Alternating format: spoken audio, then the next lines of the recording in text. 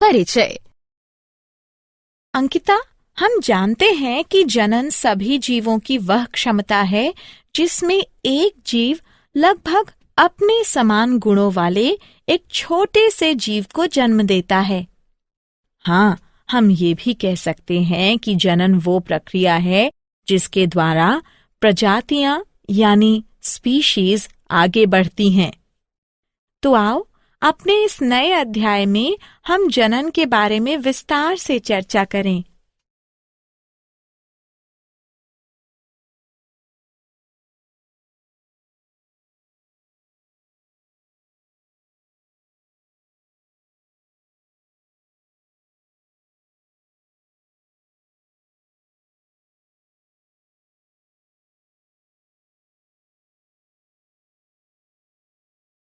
उद्देश्य। इस पाठ के अंत में आप निम्न करने में सक्षम हो जाएंगे: जनन को परिभाषित करना, विभिन्नता का महत्व ज्ञात करना, जनन के प्रकारों को पहचानना, अलैंगिक जनन को समझना, विखंडन को समझना, मुकुलन की प्रक्रिया का अध्ययन करना, बीजाणु समासंग की प्रक्रिया को समझना, पुनरुद्भवन को समझना, खंडन की प्रक्रिया को समझना, कायिक जनन को समझना। जीवों की समुचित प्रतिकृति। एक ही प्रजाति यानी स्पीशीज के विभिन्न जीव एक समान दिखाई देते हैं क्योंकि उनके अभिकल्प यानी डिजाइन समान होते हैं। जनन प्रक्रिया द्वारा शारीरिक अभिकल्प के ब्लूप्रिंट निर्मित होते हैं। हम ये पहले से ही जानते हैं कि प्रत्येक जीव कोशिकाओं से मिलकर बना हुआ है तथा प्रत्येक कोशिका में केंद्रक में गुणसूत्र पाए जाते हैं। डीएनए के रूप में जनक से गुणों की संतति पीढ़ी में पहुंचाने के लिए इन गुणसूत्रों में सूचनाएं एकत्रित होती हैं। डीएनए में प्रोटीन संश्लेषण हेतु सूचनाएं निहित होती हैं। प्रत्येक कोशिका विभाजन के बाद डीएनए प्रतिकृतियन होता है तथा 2 प्रतियां बनती हैं। कोशिका विभाजन के परिणाम स्वरूप प्रत्येक कोशिका 2 संतति कोशिकाओं में विभाजित हो जाती है। विभिन्नता का महत्व। प्रतियां बनते समय डीएनए की सूचनाओं में बदलाव आ जाता है जिससे निर्मित हुई प्रोटीन भिन्न हो जाती है तथा इस प्रकार जनक प्रजाति यानी स्पीशीज से विभिन्नता आ जाती है जो कि जैव विकास का आधार है। जनन की प्रक्रिया के परिणाम स्वरूप जीवों की समष्टियों द्वारा निकेत भरे हुए हैं। बाह्य कारकों जैसे ताप, जल स्तर, उल्कापात के कारण निकेत में अचानक प्रबल परिवर्तन आ जाते हैं। परिणाम स्वरूप संपूर्ण समष्टि नष्ट हो जाती है किंतु कुछ जीवों के बच जाने की संभावना रहती है। हम उपर्युक्त चर्चा को एक उदाहरण की सहायता से समझ सकते हैं। शीतोष्ण जल में पाए जाने वाले जीवाणुओं की कोई समष्टि है तथा वैश्विक ऊष्मीकरण के कारण जल का ताप यदि बढ़ जाता है तो अधिकतर जीवाणु व्यष्टि मर जाएंगे, परंतु उष्ण प्रतिरोधी क्षमता वाले कुछ परिवर्त ही जीवित रहते हैं तथा वृद्धि करते हैं। अतः विभिन्नताएं प्रजातियों यानी स्पीशीज की उत्तरजीविता बनाए रखने में उपयोगी हैं। जनन के प्रकार। अलैंगिक जनन। जनन 2 प्रकार का होता है: अलैंगिक जनन, लैंगिक जनन। जब संतति की उत्पत्ति एकल जनक द्वारा युग्मक यानी गैमीट निर्माण की भागीदारी के साथ अथवा इसकी अनुपस्थिति में हो तो वह अलैंगिक जनन कहलाता है।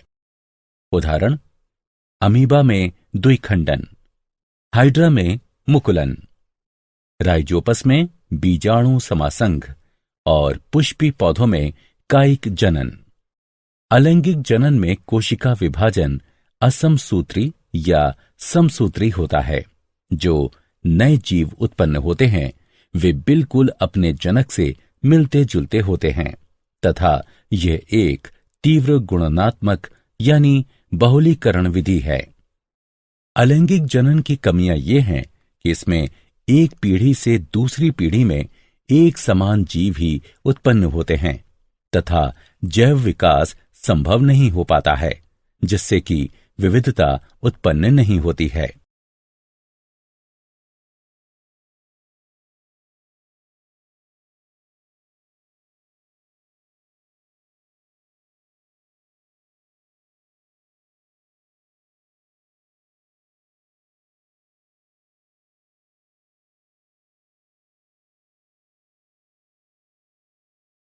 विखंडन। विखंडन में पूर्ण विकसित जनक दो या दो से अधिक संततियों में विभक्त हो जाता है। एक कोशिकीय जीवों जैसे अमीबा, पैरामीशियम तथा अन्य प्रोटोजोआ में अलैंगिक जनन की यह सबसे सरल विधि है। विखंडन दो प्रकार का होता है, द्विखंडन और बहुखंडन। अनुकूल परिस्थितियों के दौरान एक कोशिका का दो एक समान कोशिकाओं में विभक्त होना ही द्विखंडन कहलाता है। इस विधि में असमसूत्री विभाजन द्वारा सर्वप्रथम केंद्रक दो भागों में विभक्त हो जाता है तथा उसके बाद कोशिका द्रव्य में विभाजन होता है। अंत में कोशिका दो संतति कोशिकाओं में विभक्त हो जाती है। उदाहरण: जीवाणु, यीस्ट, युगलीना, अमीबा तथा पैरामीशियम। बहुखंडन जनक खंडन होता है। इसमें प्रतिकूल परिस्थितियों के दौरान जनक का शरीर स्वतः ही अनेक संतति कोशिकाओं में विभक्त हो जाता है। कोशिका का केंद्रक लगातार विभाजित होकर अनेक केंद्रक बनाता है। प्रत्येक केंद्रक कम मात्रा के कोशिका द्रव्य से घिरा होता है तथा पुटी यानी सिस्ट में अनेक संतति कोशिकाएं उत्पन्न होती हैं।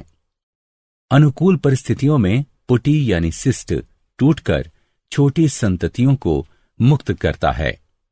बहुखंडन का उदाहरण मलेरिया परजीवी प्लेस्मोडियम है।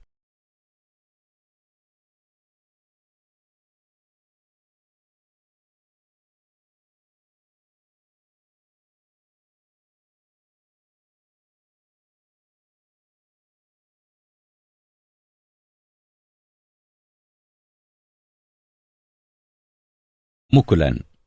मुकुलन में एक या एक से अधिक एक कोशिकीय या बहुकोशिकीय बाह्य वृद्धि, जिन्हें कलिकाएं कहते हैं, जनक शरीर के ऊपर या अंदर उत्पन्न हो जाती हैं। हाइड्रा पुनर्जनन की क्षमता वाली कोशिकाओं का उपयोग मुकुलन के लिए करता है और इसके कारण एक स्थान पर कलिका यानी मुकुल विकसित हो जाती है।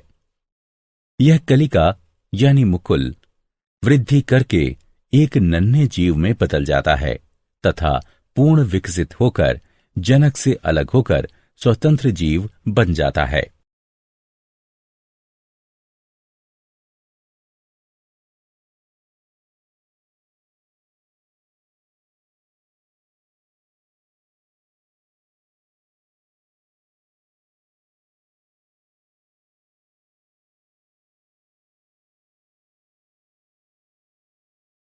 बीजाणु समासंग।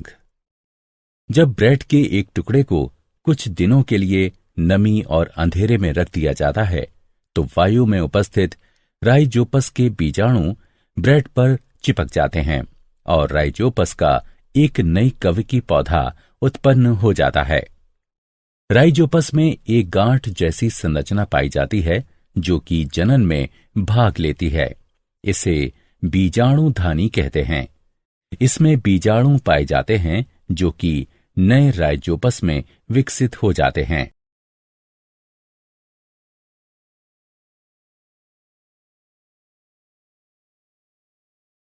पुनरुद्भवन यानी पुनर्जनन।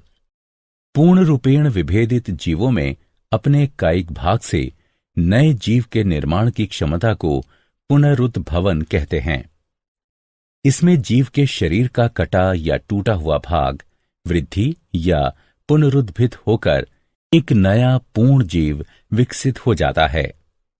सरल जीव जैसे हाइड्रा और प्लेनेरिया को कई टुकड़ों में काट देने पर प्रत्येक टुकड़ा विकसित होकर पूर्ण जीव का निर्माण कर देता है।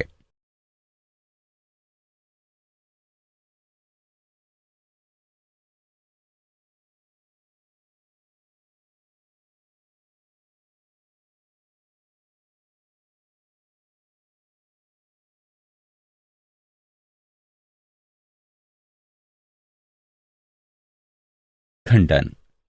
खंडन में जनक का शरीर तरंग की क्रिया, पुराने भागों की मृत्यु और अपघटन द्वारा दो या दो से अधिक छोटे छोटे टुकड़ों में खंडित हो जाता है। सरल संरचना वाले बहुकोशिक जीवों में जनन की सरल विधि कार्य करती है। उदाहरणतः स्पाइरोगाइरा सामान्यतः विकसित होकर छोटे छोटे टुकड़ों में खंडित हो जाता है। ये टुकड़े अथवा खंड नए जीव यानी व्यष्टि में विकसित हो जाते हैं। सभी जंतुओं में चपटे कृमि शरीर का खंडन दर्शाते हैं, जो कि नए जीवों यानी व्यष्टि में विकसित हो जाते हैं। शैवाल जैसे कि पायरोगाइरा में खंडन पाया जाता है।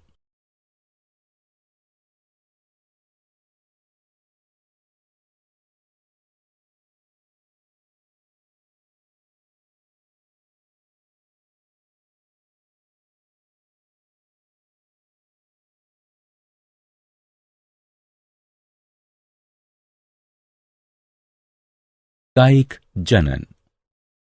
कायिक जनन गुणन यानी बहुलीकरण की वह प्रक्रिया है जिसमें जनन अंग की सहायता के बिना ही पौधे के पुराने भागों जैसे तने, जड़ों तथा पत्तियों से एक नया पौधा विकसित हो जाता है। कायिक प्रवर्धन दो प्रकार का होता है, प्राकृतिक कायिक प्रवर्धन और कृत्रिम कायिक प्रवर्धन। प्राकृतिक कायिक प्रवर्धन। सभी बीज वाले पौधों में प्राकृतिक कायिक प्रवर्धन बहुत प्रचलित है। ये तीन प्रकार का होता है, जड़ों द्वारा, तने द्वारा और पत्तियों द्वारा। जड़ों द्वारा कुछ पौधे अपने ऊपर अपस्थानिक कलियों का विकास करते हैं, उदाहरण अमरूद और शीशम। कुछ गांठदार अपस्थानिक जड़ों के अलावा अपस्थानिक कलियों में भी उचित मात्रा में भोजन पाया जाता है, उदाहरण डहेलिया तथा शकरकंदी। तने द्वारा कुछ पौधे तने के बिखरने तथा शाखित प्रकंदों द्वारा कायिक जनन करते हैं, उदाहरण केला, अदरक तथा हल्दी। तना कंद आलू तथा चुकंदर में पाए जाते हैं। आलू का कंद भूमिगत शाखित तने का एक फूला हुआ शीर्षस्थ भाग होता है, जिस पर कि अनेक आंखें या गांठें पाई जाती हैं। प्रत्येक आंख में एक या अधिक कलिकाएं पाई जाती हैं। आंख पर पाई जाने वाली कलिकाओं से नए पौधे उत्पन्न होते हैं। आलू के पौधे कंदों द्वारा उगाए जाते हैं, बीजों द्वारा नहीं। ऊपरी भूस्तारी एक वायवीय कमजोर तना होता है, जैसे कि मैदानी घास, पुदीना, जो कि सतह पर फैलकर पर्व संधियों पर अपस्थानिक जड़ों को जन्म देते हैं। जब पौधे का पुराना भाग मृत हो जाता है तो जनक पौधे से शाखाएं अलग हो जाती हैं तथा स्वतंत्र पौधों का निर्माण करती हैं। बल्ब भी कलिकाएं धारण करते हैं, उदाहरण लहसुन तथा प्याज। घन कंदों जैसे क्रोकस, अरुई यानी कोलोकासिया आदि में भोजन उचित मात्रा में संगृहित होता है तथा ये अनेक अपस्थानिक कलिकाएं भी धारण करते हैं। पत्तियों द्वारा कुछ पौधों में मांसल पत्तियों के कटीले यानी खांचे युक्त पार्श्व अपस्थानिक कलिकाओं को धारण करते हैं। जब पत्ती मृदा पर गिरती है तो अनुकूल परिस्थितियों में कलिकाएं छोटे पौधों में विकसित हो जाती हैं। नवीन पादप पृथक होकर स्वतंत्र पौधों में विकसित हो जाते हैं, उदाहरण ब्रायोफिलम, बिगोनिया। कृत्रिम कायिक प्रवर्धन। मालियों तथा बागबानों ने कृत्रिम कायिक प्रवर्धन की विभिन्न पद्धतियां विकसित की हैं। कटाई, पर्तन, कलम लगाना, मुकुलन और ऊतक संवर्धन आदि कुछ सामान्य पद्धतियां हैं। कटाई। कटाई जड़, तना अथवा पत्ती का एक अलग हुआ भाग है जो कि आंशिक रूप से नम मिट्टी में गड़ा हुआ होता है। अनेक पौधे जैसे गन्ना, गुलाब, नींबू, अंगूर, कोकोआ, बोगेनविलिया आदि कटाई के माध्यम से ही प्रवर्धित किए जाते हैं। पर्तन। जनक पौधे से पौधे के अलग होने से पूर्व तने की शाखाओं में अपस्थानिक जड़ें बन जाती हैं। तने की शाखा परत कहलाती है तथा यह प्रक्रिया पर्तन कहलाती है। यह विधि नींबू, अमरूद, हिबिस्कस, बोगेनविलिया, चमेली, रसभरी तथा अनेक सजावटी पौधों में प्रयोग की जाती है।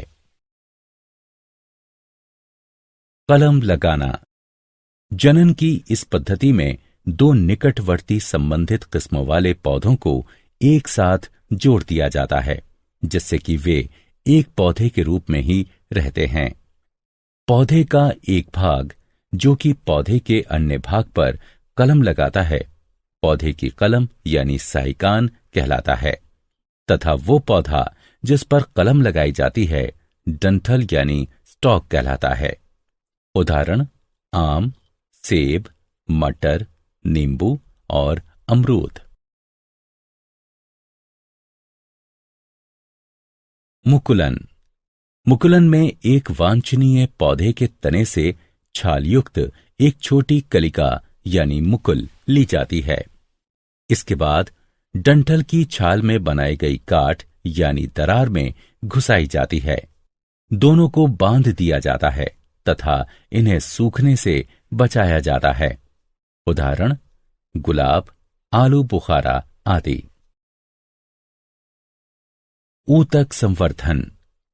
संवर्धन विलियम के कृत्रिम माध्यम में पृथक या विलगित पादप कोशिकाओं अथवा पादप ऊतक के छोटे भागों में नए पादप का निर्माण ही ऊतक संवर्धन कहलाता है।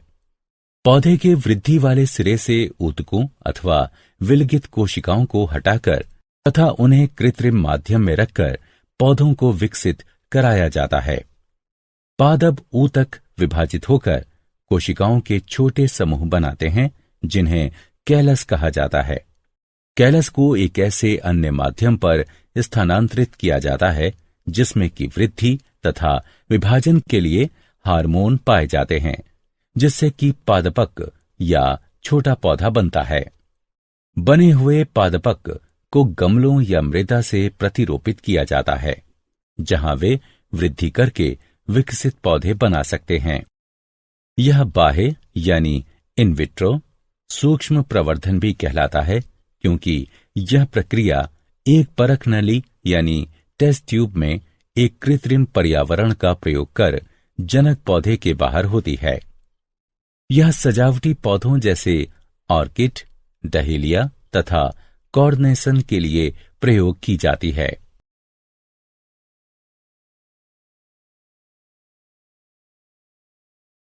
कायिक प्रवर्धन के लाभ तथा हानि।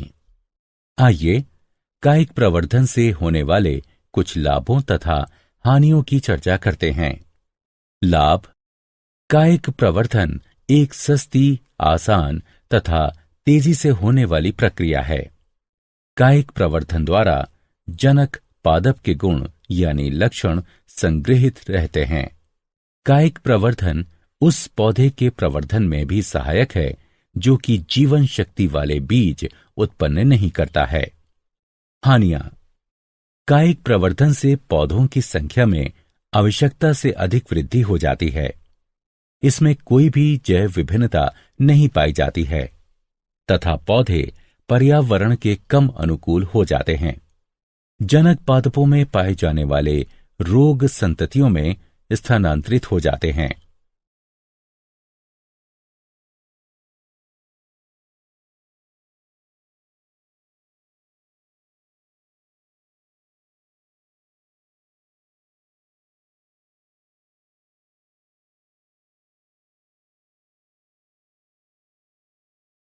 क्या आप जानते हैं, यकृत में बहुखंडन के दौरान प्लेज्मोडियम लगभग 1000 संतति कोशिकाएं उत्पन्न करता है, जबकि लाल रुधिर कणिकाओं में बहुखंडन के दौरान ये 12 से 24 संतति कोशिकाएं उत्पन्न करता है, जिन्हें खंडजाणु यानी मीरोजोइट कहते हैं। जीर्णोद्धार पुनरुद्भवन शरीर की खंडित कोशिकाओं के पुनर्निर्माण की एक प्रक्रिया है। उदाहरण, मानव में नवीन लाल रुधिर कणिकाओं द्वारा मृत लाल रुधिर कणिकाओं का प्रतिस्थापन तथा घाव भरना। पुनर्निर्माण यानी पुनरुत्पादन। पुनरुद्भवन शरीर के खोए हुए भाग के पुनर्विकास की एक प्रक्रिया है। उदाहरण, छिपकली में पूंछ, हाइड्रा, प्लेनेरिया आदि। बुलबिल छोटी मांसल विशेषीकृत कलिकाएं होती हैं।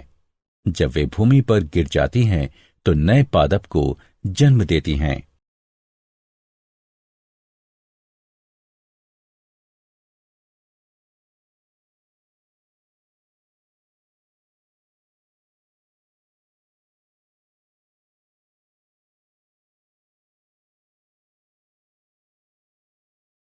सारांश।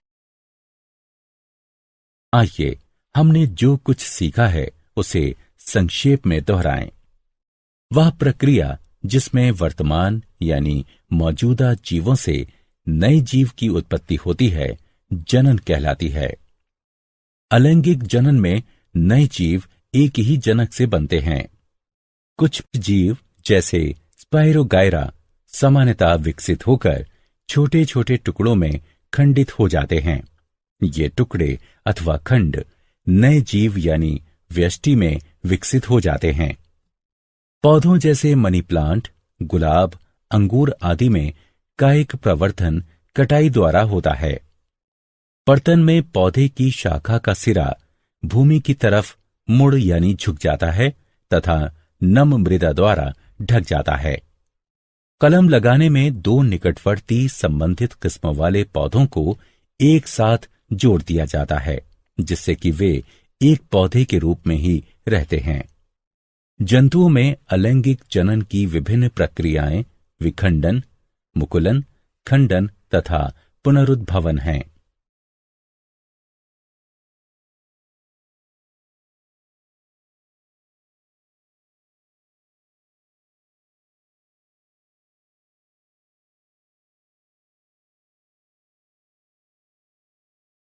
जनक जंतु के दो या अधिक संतति कोशिकाओं में विभाजित होने की प्रक्रिया को खंडन कहते हैं। विखंडन दो प्रकार का होता है, द्विखंडन तथा बहुखंडन। द्विखंडन में दो संतति कोशिकाओं का निर्माण होता है। बहुखंडन में अनेक संतति कोशिकाओं का निर्माण होता है। मुकुलन में एक या एक से अधिक एक कोशिकीय या बहुकोशिकीय बाह्य वृद्धि, जिन्हें कलिकाएं कहते हैं, जनक शरीर के ऊपर या अंदर उत्पन्न हो जाती हैं। यीस्ट में कलिकाएं एक कोशिकीय होती हैं, जबकि हाइड्रा, स्पंज आदि में बहुकोशिकीय होती हैं। कलिकाएं बहिर्जात अथवा अंतर्जात होती हैं। खंडन में जनक का शरीर दो या अधिक भागों में खंडित हो जाता है, जिसमें से प्रत्येक विकसित होकर एक जीव का निर्माण करता है।